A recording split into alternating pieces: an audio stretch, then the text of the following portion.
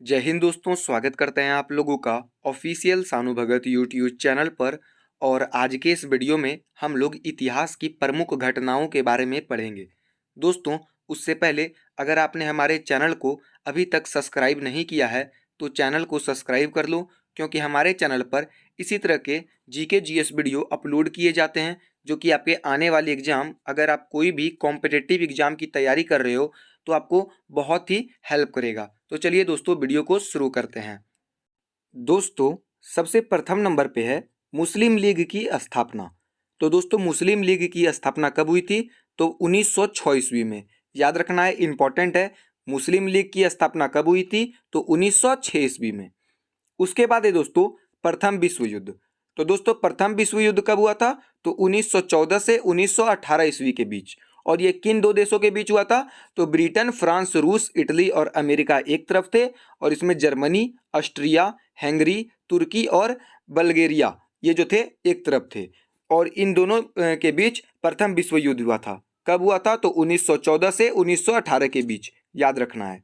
उसके बाद है दोस्तों द्वितीय विश्व युद्ध। और द्वितीय विश्व युद्ध कब हुआ था? तो 1939 से 1945 ईस्वी के बीच। और इसमें दोस्तों एक तरफ थे जर्मनी, इटली और जापान, और दूसरी तरफ थे France, great Britain, America, Soviet संघ और कुछ हद तक चीन भी था इसमें। तो याद रखना है, द्वितीय विश्व युद्ध कब हुआ था? तो 1939 से 1945 ईस्वी तक। उसके बाद है दोस्तों असहयोग आंदोलन। तो असहयोग आंदोलन कब तक चला था? तो असहयोग आंदोलन 1920 से 1922 तक चला था। याद रखना है, असहयोग आंदोलन 1920 से 1922 तक। उसके बाद है साइमन कमीशन का आगमन। तो साइमन कमीशन का आगमन कब हुआ था? तो 1928 ईस्वी में। इसको भी याद रखना है, इंपॉर्टेंट डेट है। हमने जितने भी डेट लिया है इस जगह पे, जितने भी प्रमुख घटनाओं को लिया है, वो एग्जाम में अक्सर पूछे जाते हैं, इसलिए इसको लिया गया है। तो साइमन कमीशन का आगमन कब हुआ था? तो ये हुआ था 1928 ईस्वी में। उसके बाद है दांडी मार्च नामक सत्याग्रह। तो दांडी मार्च नामक सत्याग्रह ये कब हुआ था? तो 1930 ईस्वी में हुआ था। याद रखना है, दांडी मार्च नामक सत्याग्रह 1930 ईस्वी में। उसके बाद है गांधी इरविन समझौता। तो गांधी इरविन समझौता कब हुआ था? तो 1931 ईस्वी में। इसको भी याद रखना है, बहुत ही इंपॉर्टेंट है। गांधी इरविन समझौता 1931 ईस्वी में। ठीक है, चलिए आगे पढ़ते हैं।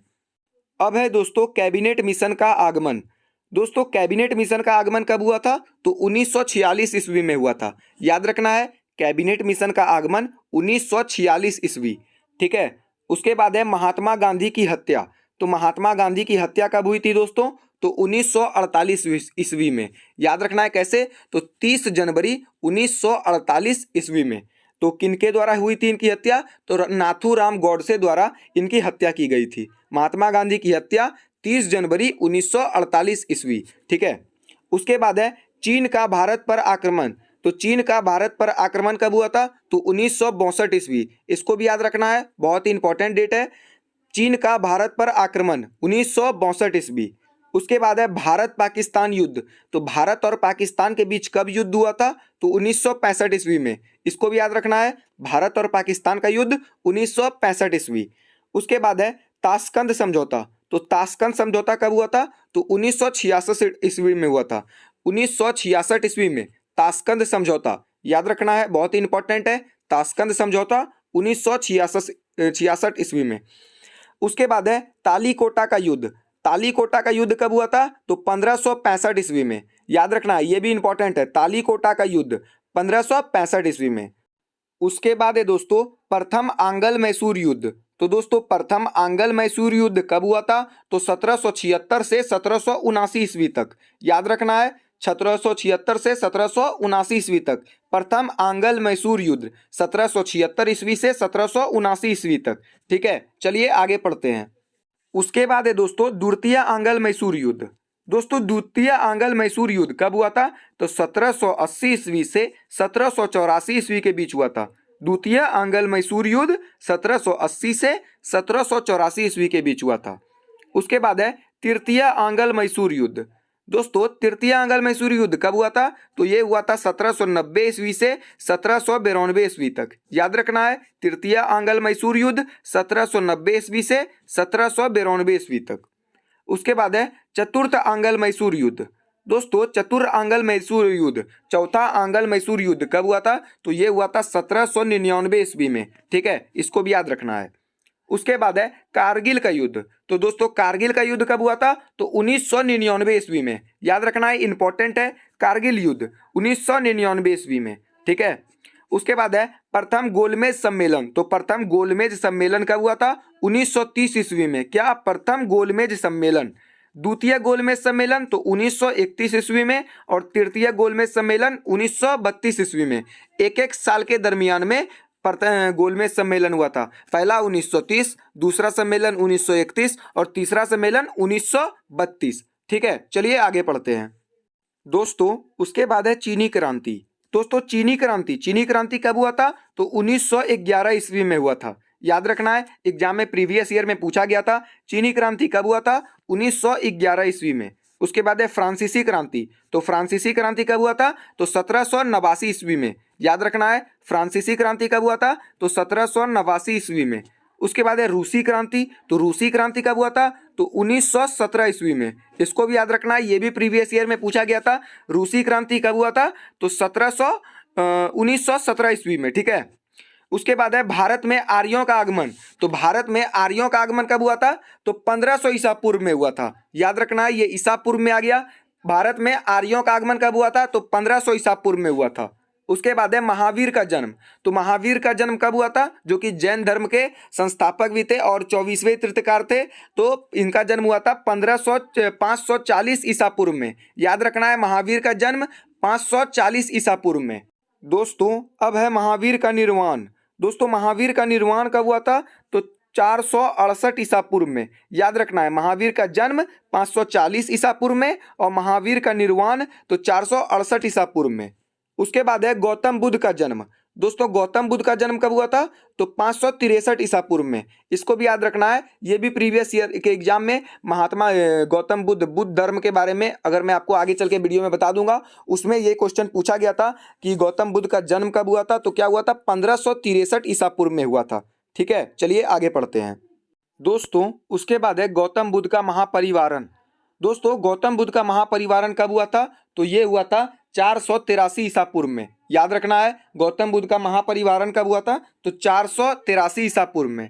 उसके बाद है अशोक द्वारा कलिंग पर विजय। तो दोस्तों अशोक द्वारा कलिंग पर विजय कब हुआ था? तो 261 ईसा पूर्व में। याद रखना है, अशोक द्वारा कलिंग पर विजय कब हुआ था? तो 261 ईसा पूर्व में। उसके बाद है विक्रम सावंत का आरंभ। दोस्तों विक्रम सावंत का आरंभ कब हुआ था? तो 58 ईसा पूर्व में। याद रखना है, विक्रम सावंत का आरंभ कब हुआ था? तो 58 ईसा पूर्व में। हम लोग हिंदू भाई जो हैं वो इसी कैलेंडर को मानते हैं। ठीक है। उसके बाद है शक सावंत का आरंभ। दोस्तों शक सावंत का आरंभ कब हुआ था? तो ये 78 ईसा पूर्व में हुआ था। याद रखना है, शक सावंत का आरंभ कब हुआ था? तो 78 ईसा पूर्व में हुआ था। उसके बाद है हिजरी सावंत का आरंभ। तो दोस्तों हिजरी सावंत का आरंभ जो हुआ था वो 622 ईस्वी में हुआ था। याद रखना है, हिजरी सावंत का आरंभ 622 ईस्वी में हुआ था। उसके बाद है फाहियान की भारत यात्रा। तो फाहियान की भारत यात्रा कब हुआ था? तो 405 से 411 ईस्वी तक हुआ था। ठीक है, इसके बीच हुआ था। फाहियान का भारत यात्रा 405 से 411 ईस्वी के बीच हुआ था। उसके बाद है हर्षवर्धन का शासन। तो हर्षवर्धन जो था वो भारत पे कब तक शासन किया था? तो 606 ईस्वी से 647 ईस्वी तक किया था। याद रखना है, हर्षवर्धन का शासन 606 ईस्वी से 647 ईस्वी तक। ठीक है, चलिए आगे पढ़ते हैं। उसके बाद है दोस्तों सिकंदर का भारत पर आक्रमण। तो दोस्तों सिकंदर ने भारत पर कब आक्रमण किया था? तो ये किया था 326 ईस्वी से 325 ईसा पूर्व में। याद रखना है, सिकंदर का भारत पर आक्रमण पिछले वर्ष एग्जाम में पूछा गया था। सिकंदर का भारत पर आक्रमण 326 से 325 ईसा पूर्व तक। ठीक है। उसके बाद है हैनसांग की भारत यात्रा। तो हैनसांग ने भारत में कब यात्रा की थी? तो 630 ईस्वी में की थी। याद रखना है, हैनसांग की भारत यात्रा 630 ईस्वी में।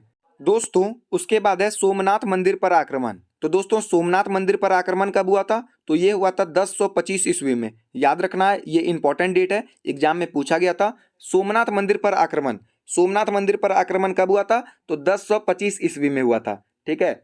उसके बाद है तराइन का प्रथम युद्ध। ये भी इंपॉर्टेंट है दोस्तों। तराइन का प्रथम युद्ध कब हुआ था? तो 1191 ईस्वी में हुआ था। याद रखना है, तराइन का प्रथम युद्ध 1191 ईस्वी में और तराइन का द्वितीय युद्ध 1192 ईस्वी में। एक एक साल के अंतराल में हुआ था दोस्तों, याद रखने में आसानी होगी। तराइन का प्रथम युद्ध 1191 ईस्वी में और तराइन का द्वितीय युद्ध 1192 ईस्वी में। उसके बाद है गुलाम वंश की स्थापना। तो गुलाम वंश की स्थापना कब हुई थी दोस्तों? तो 1206 ईस्वी में हुई थी। याद रखना है, गुलाम वंश का स्थापना कब हुआ था? 1206 ईस्वी में हुआ था। उसके बाद है वास्को डी गामा का भारत में आगमन। तो दोस्तों वास्को डी गामा भारत कब आए थे? तो याद रखना है 1498 ईस्वी में।